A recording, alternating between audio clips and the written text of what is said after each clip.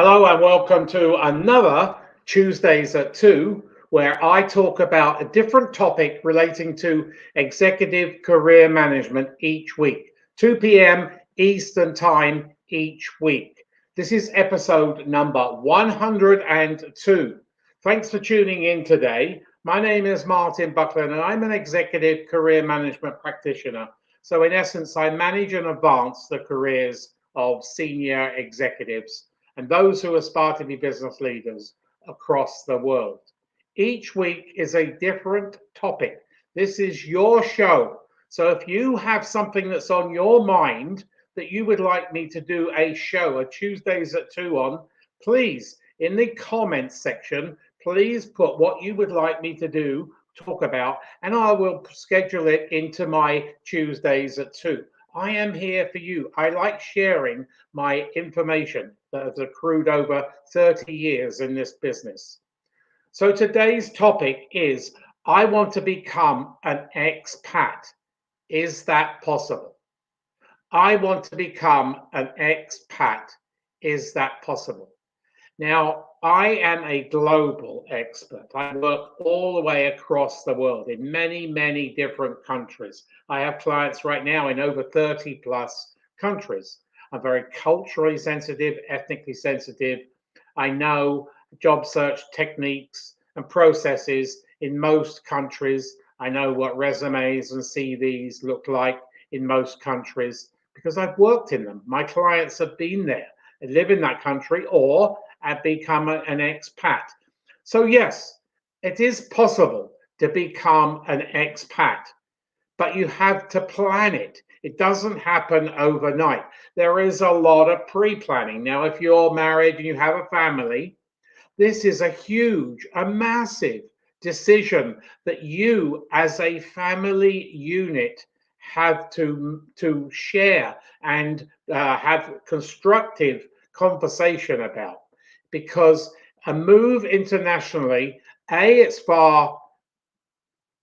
very, very expensive, but it also can be very disruptive to the family unit, but it can also be very beneficial, as I will outline in this Tuesdays at 2. So it doesn't happen overnight.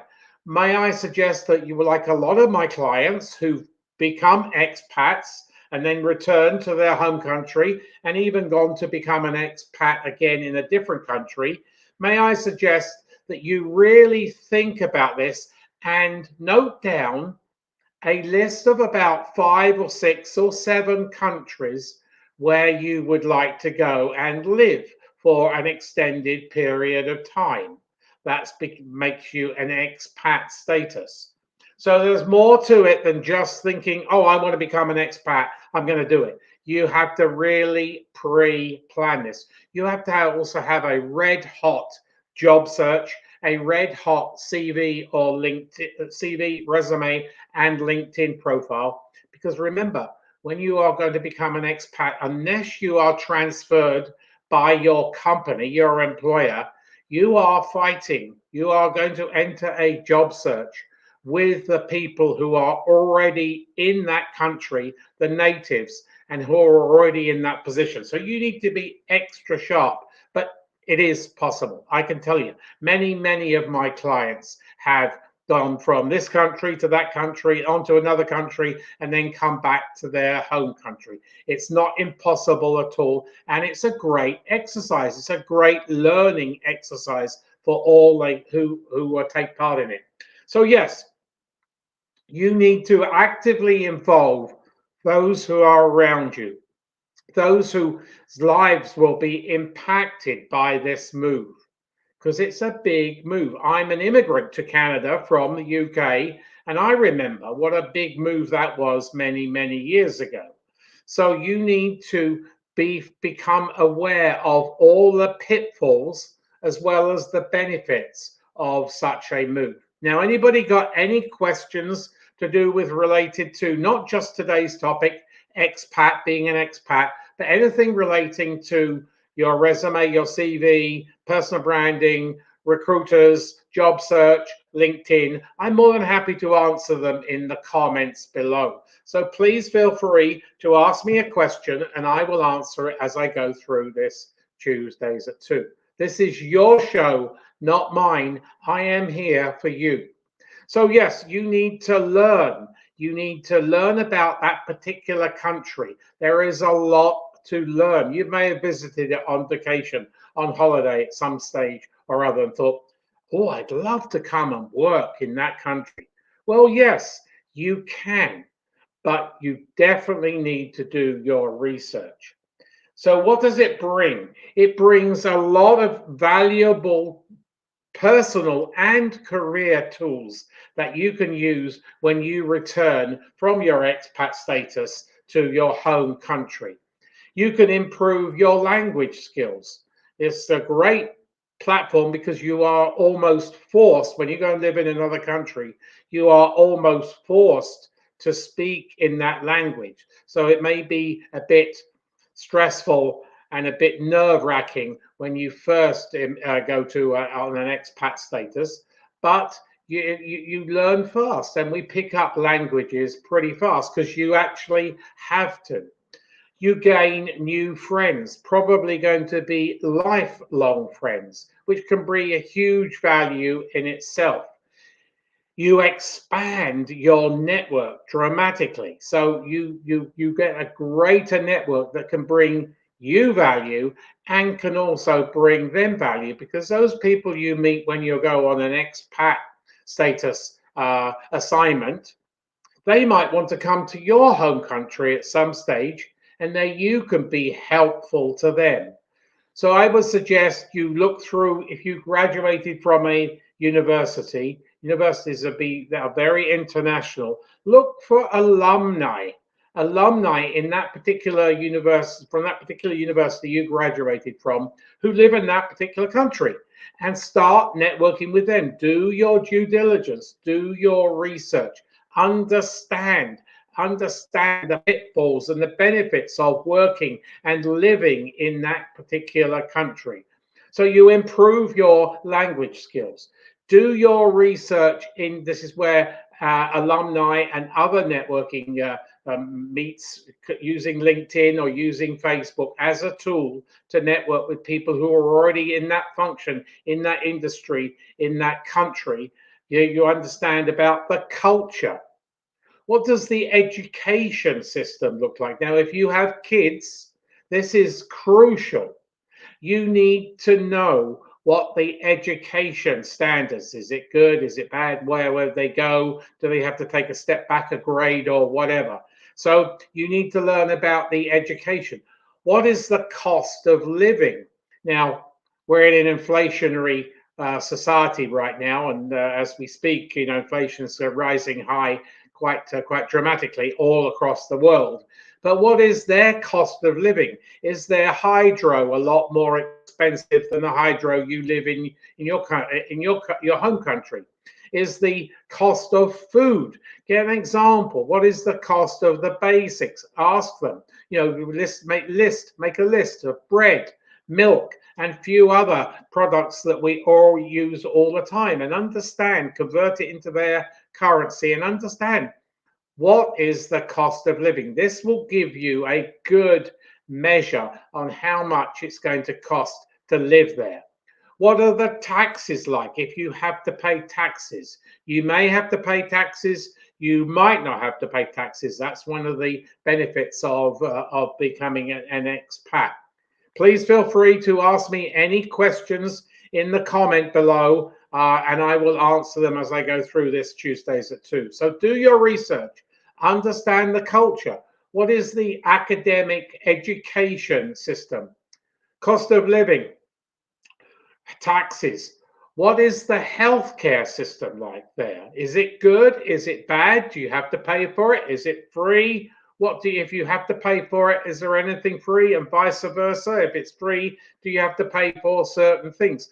Find that out before you go, because you don't want to be hit by a major surprise when you transition from this country to that country. That could cause you a lot of problems.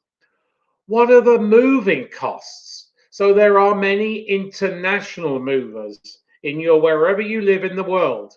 They specialize not in just domestic moves from one town, one city to another within your own country, but they move people internationally all the time. And they also maybe have some research, and they may have some of their clients living in those particular countries, these international movers. They have a footprint, an office or an agency or a franchise in many different countries. They can be your best friend when you're doing some homework. So moving companies, so go and check them out and ask them, well, how much does it cost to move this amount of stuff from here to the other side of the world, or halfway around, or a third of the way around the world? So moving companies, because the international moving companies, because they move people all the time, there are a wealth of information, a wealth of knowledge.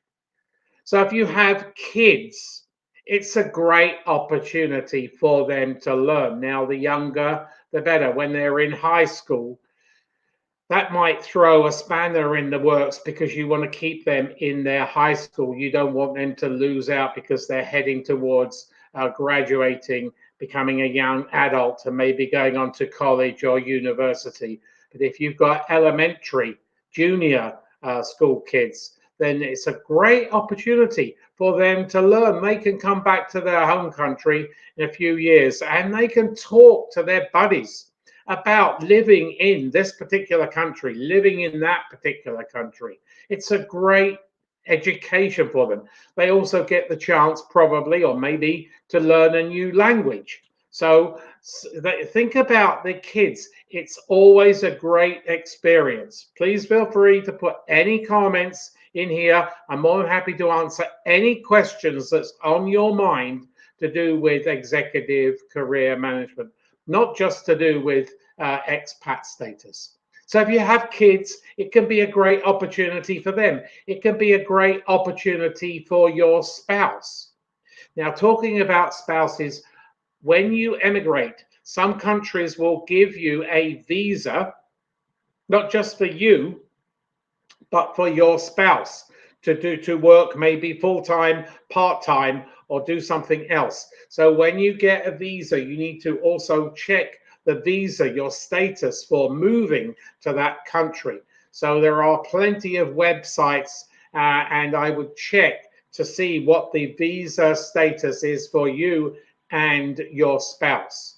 And it's paperwork. It's a government organization. It's not going to happen overnight unless you get an offer from some company in the country where you want to go, and sometimes they will facilitate that visa, and they will employ their lawyers to get that visa. But you also need to look at, well, what can my spouse have? What can she work, he work, or whatever? So it's a great opportunity for you both to learn and have fun, share your culture and learn new culture.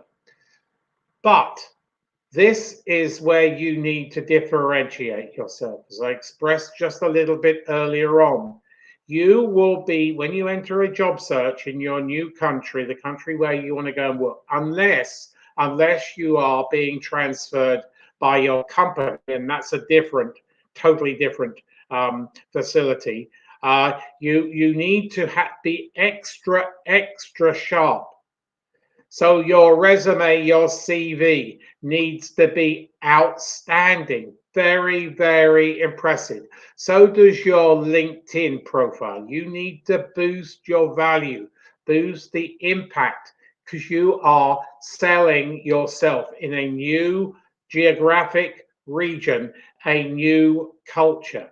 So make sure you understand what the resume, the CV looks like in this country or that country, and make sure your LinkedIn profile is fully complete, not half complete, not 2/3 complete, but fully complete.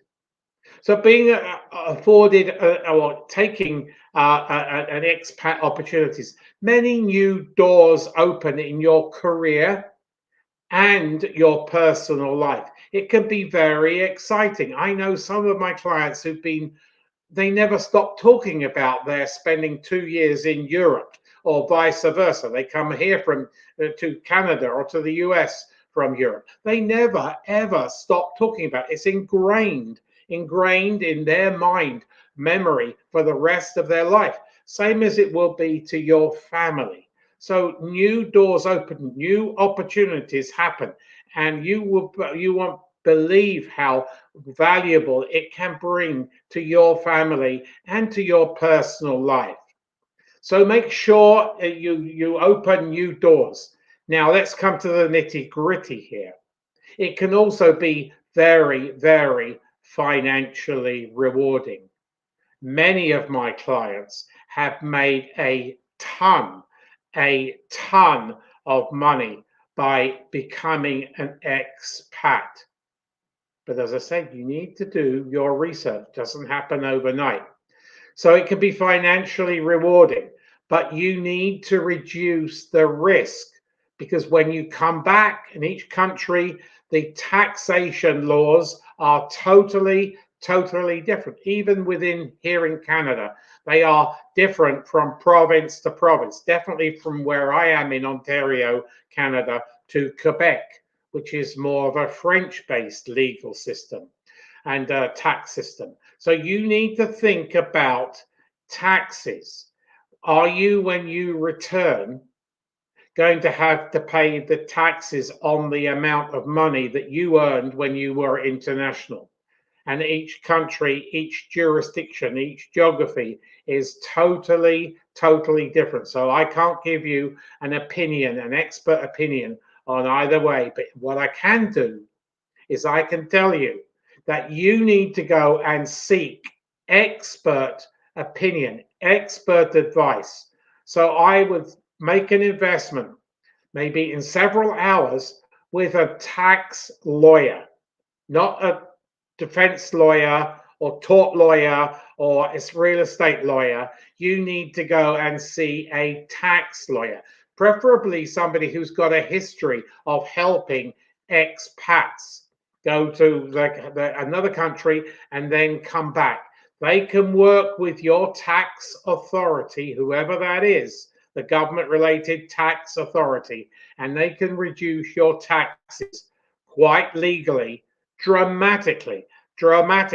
You don't want to be caught out on any surprises. One surprise can cost you a lot of money. So be aware. Go and look for a tax lawyer. Doesn't matter whether you are here in Canada, in the US, in the UK, in France, in Singapore, or wherever. Each country has their own tax lawyer and has their own tax arrangement for people who have taken expat status elsewhere in the world. So you need to lock it up. You need to reduce that risk, and you need to be secure in your mind that when you take foot back in your home country, that your tax authority isn't going to be knocking on your door and demanding thousands and thousands of dollars, thousands and thousands of pounds, thousands and thousands of euros, because you took a expat status and you didn't go and receive some legal expert opinion. So make sure you do due diligence. In wrapping up, it's not going to happen overnight. As you can see, this is a long plan. You can plan ahead. Maybe I want to go in 2024 to another country. Well, now you can start doing, we're in 2022. Now you can start doing your due diligence. Do a little bit each week. Build that momentum up, and get your family, if you are taking your family, your spouse, get them excited into this new opportunity. I can tell you that my clients, I don't think I know a client who hasn't gone on an expat status, who hasn't had a good time and has not been financially rewarded, like not just by a little bit, but just by a huge chunk of change. So you need to think about, well, I'd love to go and work in Hong Kong. I'd like to go and work in Singapore. I'd like to go and work in France. I'd like to go and work in the UK. Think about that. And now start, get the ball rolling and do your due diligence, because it can be a very, very profitable enterprise and move. And it can also bring you huge awareness, cultural awareness, mind awareness. You can will have fun. You meet new people, build your network, you improve your language skills, they understand the culture. It has huge value. But take little steps to get to that big step, because it doesn't happen overnight. If you are ambitious and want to do it, I would fully support you. I would applaud you for doing that. But as I say, do your homework and prepare everything beforehand. Have that outstanding resume CV, have that outstanding LinkedIn profile, have the drive, show the people at the other end that you really want to make an impact in France, in Germany, in the UK, in Canada, in the US, or wherever you choose. Because we like to hire international people. When you come back to your own country, it's great to put on your resume. It adds some value, some credence, some impact to the hiring when you come back to your own country. Now, I alluded to the fact that some corporations, they encourage you to go and work in different countries if they've got a footprint, an office in most countries. They some, not all, will facilitate that for you, and if they offer it, I would go for it personally. Oh my gosh. If they're going to pay for the moving fees, they're going to pay for all sorts of things. Take it up. And if you're umming and ahhing and they're an international company, now is the time to ask them, well, I would like to go and work in this country. I would like to go and work in that country. Is it possible that I could move laterally? You probably won't get a promotion. Can I go and work in another country? Discuss it with your human resources department and your boss in your annual appraisal. They would like that. So that about wraps it up about I want to become an expat. Is it possible? Hopefully, many of you listening today will take that and think, I really would. Martin has empowered me now to go out and seek an expat status job next year or the year after. I'm going to put that in my career plan. So I hope some of you will do that. Those listening to the replay, I'm always here, just whether you're live today or for whether you're listening to the replay, I'm here for you. I can't facilitate that. I can help you. I can provide all the guidance and support, resume, CV, LinkedIn profile, and I can be here to as a sounding board for you as you embark on that really exciting international journey.